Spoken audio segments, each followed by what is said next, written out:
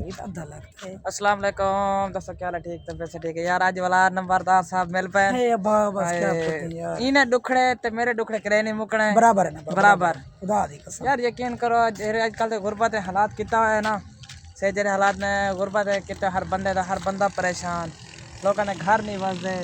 सही यार, यकीन करो गुरबत इतनी महंगाई इतनी कि तुसा यार सपोर्ट किता करो। यकीन करो एक एक मिनट का वीडियो बनाना, एक एक मिनट का क्लिप बनाओ के नंबरदार को आखे या तू मेरे नाल सपोर्ट कर। दुनिया दा ये गम दे देसे ना, जी असा हाँ, आपदा गम भोल जो अपना काम दे देना कहते भोले से बाकी गाल ही नहीं है यार। यार ये नहीं समझदे प्रदेश दे विच हैं यार, यकीन मान के हर बंदा मतलब दा ते खावण तक है यार। अल्लाह दी कसम। सिर्फ सारी छोटी गुजारिश है यार सको तो साथ अगर तुम्हारी तो कहने सपोर्ट चीज़ तो सिर्फ सारे चैनल को सब्सक्राइब मारो चाहे तुम्हारी ये छोटी सी सपोर्ट करना, कहना घर बन वैसे कहना कोई सिस्टम सीधा थी वैसे कहने 3-4 बाल रोटी खा बस सिर्फ तो दुआ कर सन, बाकी यार सपोर्ट कितना करो, बाकी लव यू। Love you.